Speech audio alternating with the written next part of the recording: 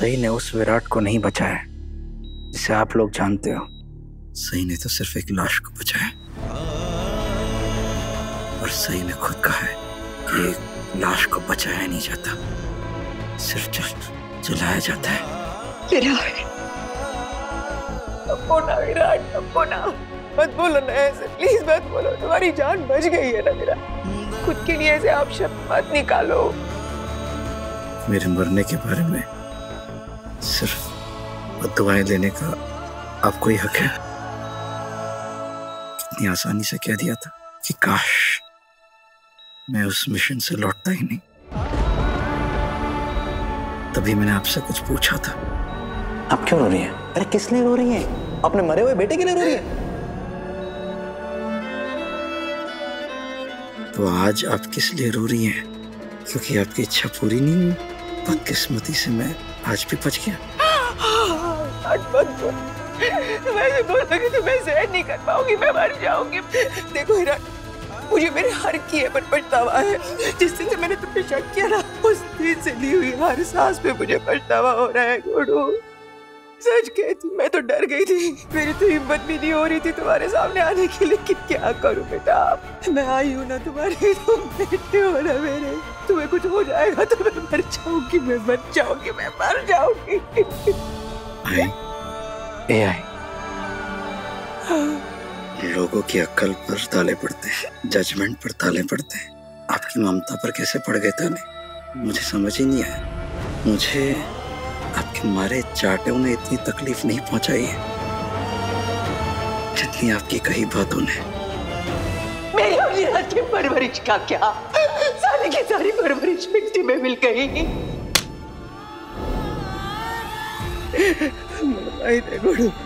अब ये सब कुछ भूल जाओ ना, नए सिरे से शुरुआत करते हैं ना। मैं चाहे कितनी भी नई शुरुआत कर लूं, आप सबकी दी हुई बद्दुआएं हमेशा मेरे साथ रहेंगी।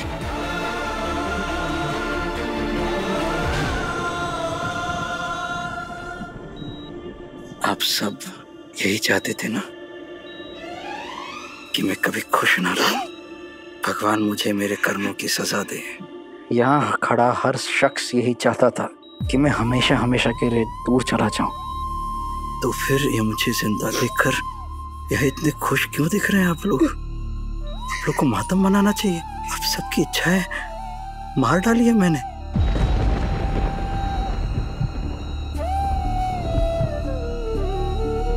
प्लीज आप लोगों से हाथ जोड़कर विनती है, अकेला छोड़ दीजिए मुझे। विराट शांत हो जा बेटे, हम कुछ नहीं कहेंगे, कोई कुछ नहीं कहेगा बेटे। तो फिर क्यों बचाया मुझे? शांत हो बेटा, प्लीज शांत हो। मर जाने देते ना। जब मन की इच्छा यही थी कि मैं मर जाऊं, तो डॉक्टर से क्यों कहा मुझे बचाने के लिए? मैं जिंदा नहीं हूँ, मैं एक लाश हूँ। लाश, मैं लाश हूँ। ये क्या कर रहे हो तुम? डॉक्टर नहीं दादा, सब क्या हो रहा है? अकेला छोड़ दो मुझे, अकेला छोड़ दो, सबको निकालो यहाँ से प्लीज। आप लोग प्लीज बाहर जाइए, इन्हें अकेला छोड़ दीजिए। एंड सिस्टर, बिना मेरे परमिशन के कोई अंदर नहीं आएगा। Is that clear? Yes sir. Get the injection ready, quick. Doctor,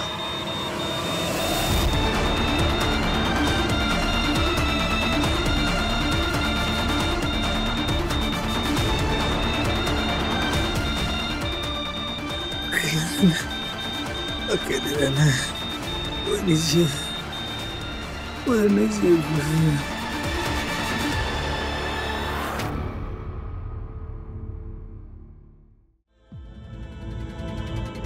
इतना कुछ सुना दिया विराट ने हम सबको। अरे हम उसका परिवार है, अपने परिवार से कोई इतना नाराज होता है क्या?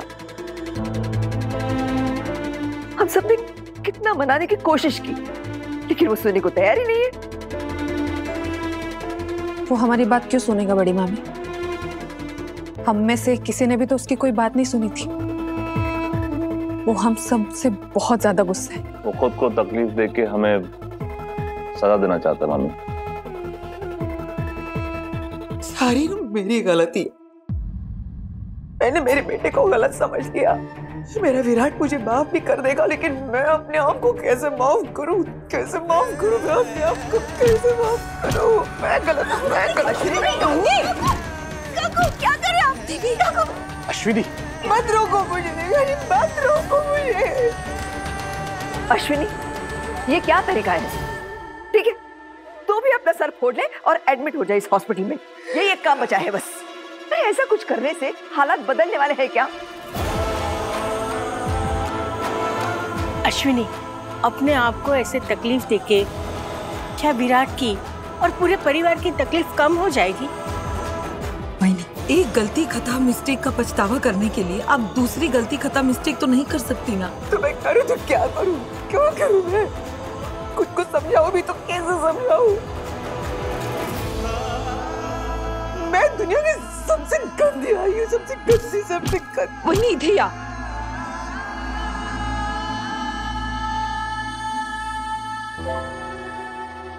ये श्रुति यहाँ क्या कर रही? विराट को देखने आई होगी। नमस्ते। नमस्ते।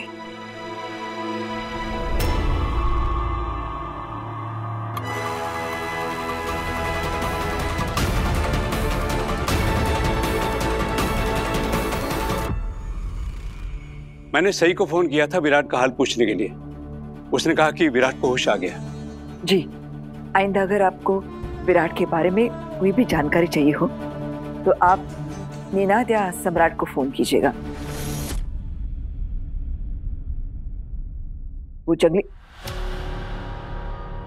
वो सई अब इस परिवार का हिस्सा नहीं है।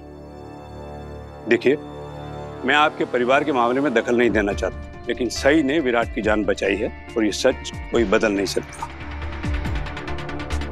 और ना ही ये सच बदल सकता है कि आज विराट इस हाल में उस देवी जी सई की वजह से। क्यों? सच कह रहा हूं ना डीआईजी सर।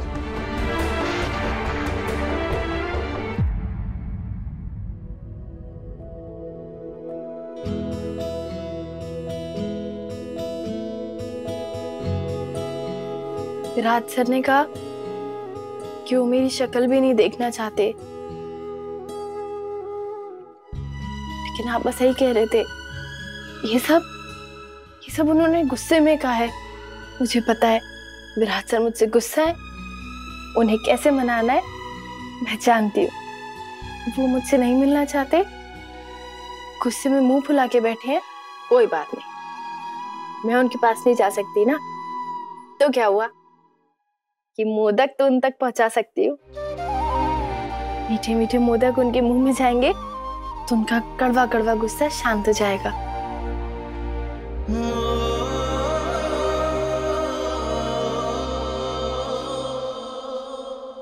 डीआईजी सर, हमारा पूरा परिवार आपका और आपके डिपार्टमेंट का बहुत शुक्रगुजार है जो आपने विराट का इतना सपोर्ट किया। Thank you so much sir. अरे नहीं, थैंक यू मत बोलो। सच बात तो यह है कि मैं खुद विराट को गुनहगार मानता था, उस पर शक किया मैंने। मुझे पता नहीं था कि सदा विराट की जान लेना चाहता है। मतलब डीआईजी साहब आपको पता था कि श्रुति सदा की बीवी है, विराट की नहीं है? नहीं, अगर मुझे पता होता तो मैं उसे शोकाज नोटिस नहीं देता।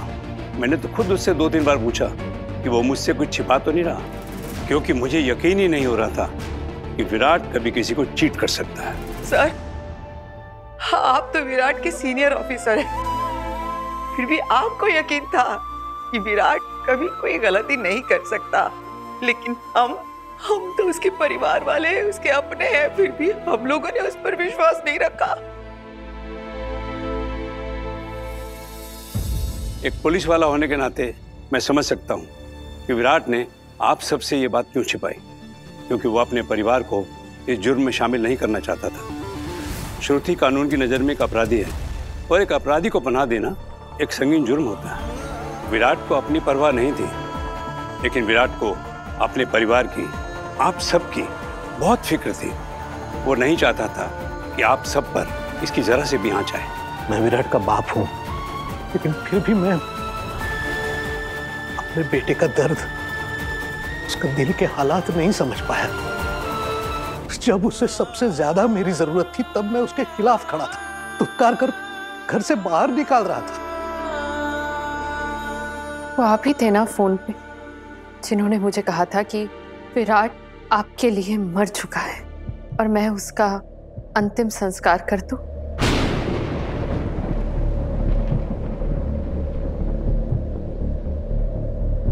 आप सब ने विराट को बहुत तकलीफ पहुंचाई है। मैंने विराट को तड़पते हुए देखा है। वो अपना इंसानियत के लिए फर्ज निभाता रहा, सबकी भलाई के बारे में सोचता रहा और आप सब उसकी बुराई करने से फुर्सत ही नहीं मिल रही थी। विराट ने अपने फर्ज से कभी गद्दारी नहीं की। उसका तरीका भले ही गलत था, लेकिन मैं बिना हिचकिचाहट के कह सकता हूं कि उसका इरादा कभी गलत नहीं था। पिछले कुछ महीनों से, बल्कि उससे भी पहले, विराट ने अपनी समझदारी और बहादुरी से पुलिस डिपार्टमेंट की शान बढ़ाई है। आईपीएस विराट चौहान, आपके परिवार का बेटा, हमारे पुलिस डिपार्टमेंट की शान और हमारा बेस्ट ऑफिसर है। उसने एक मासूम की जान बचाई है और एक खूंखार अपराधी को जेल की सलाखों के पीछे भेजा है। श्रुति, मैं विराट से मिलकर आता हूं, बाद में तुम्हें भी मिलवाऊंगा। आप सब लोग चाहते थे ना कि मैं अरेस्ट हो जाऊं।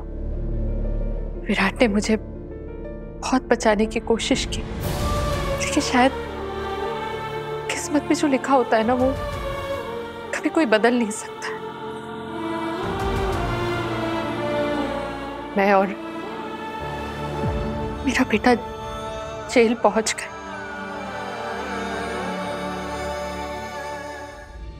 Hello officer.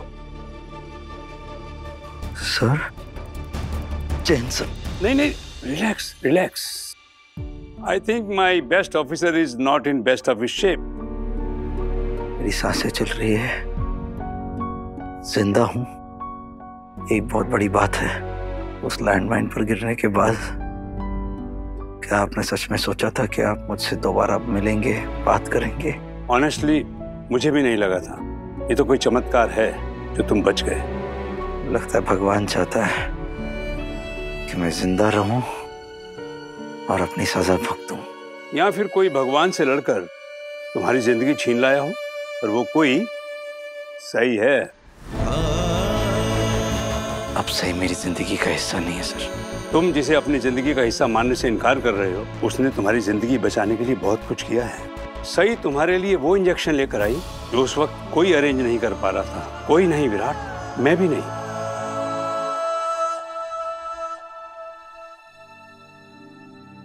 विराट, तुम्हारी और सही की जिंदगी में मेरी एक अलग जगह है।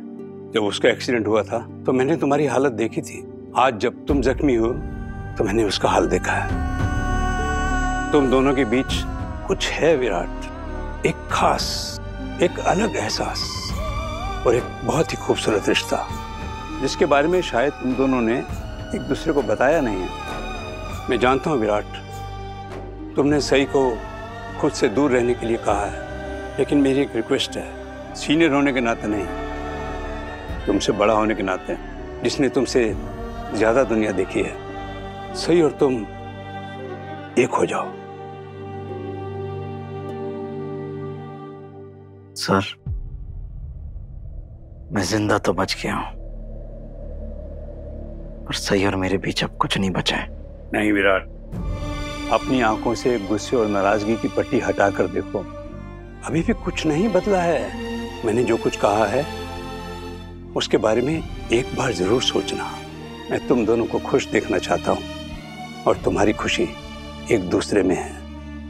आप वाकई मुझे खुश देखना चाहते हैं तो एक चीज है जो आप मेरे लिए कर सकते हैं। हाँ हाँ, बोलो ना। श्रुति और साहस को एक नई जिंदगी दे दीजिए, एक और मौका दीजिए, एक सेफ जगह दीजिए, एक सेफ माहौल दे दीजिए सर। श्रुति को क्लीन चिट आप ही दे सकते हैं सर। सदा का स्टेटमेंट लीजिए, श्रुति उसके गैंग की मेंबर कभी थी ही नहीं सर। प्रेगनेंसी के बाद श्रुति ने भी सदा से कहा था कि ये सब छोड़ दे। यू नो विराट, अभी हाल ही में सई ने भी मुझसे यही बात कही थी। वो भी यही चाहती है कि श्रुति और साहस को एक नई जिंदगी मिले, मैंने एक एनजीओ से बात की है और आज ही मैंने सई को इसके बारे में बताया भी है।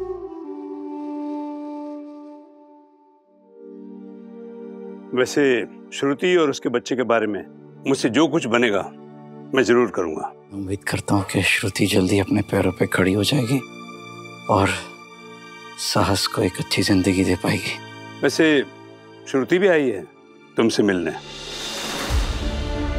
एक्सक्यूज मी सर, विराट का सिटी स्कैन होना है। Okay, take care Virat. जय हिंद सर। जय हिंद।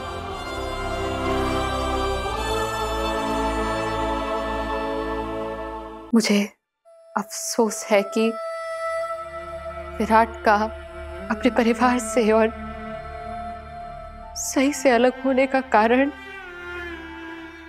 मैं हूं। मैं शायद आज के बाद आप लोगों से कभी नहीं मिलूंगी।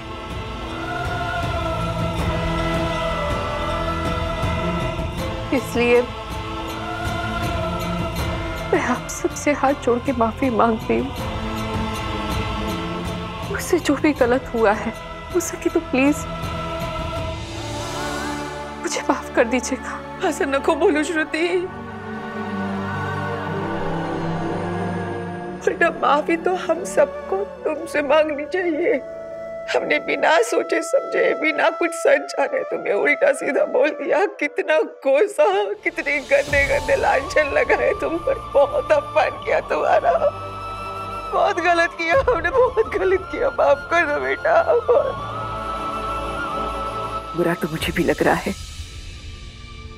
कि मैं तुझ पर चिल्लाई, भला बुरा कहा, लेकिन हालात ही कुछ ऐसे थे कि हमारी आंखों के सामने ऐसे सबूत आए जो हमें गुमराह कर गए। हमें लगा कि विराट तुम्हारे बच्चे का बाप है।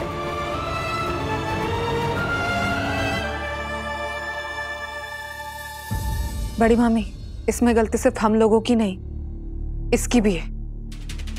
इसने भी तो हमें कुछ नहीं बताया। ये भी तो हमें बोल सकती थी ना कि विराट की वाइफ नहीं है। तुमने हमें क्यों नहीं बताया कुछ भी? बोलो। क्योंकि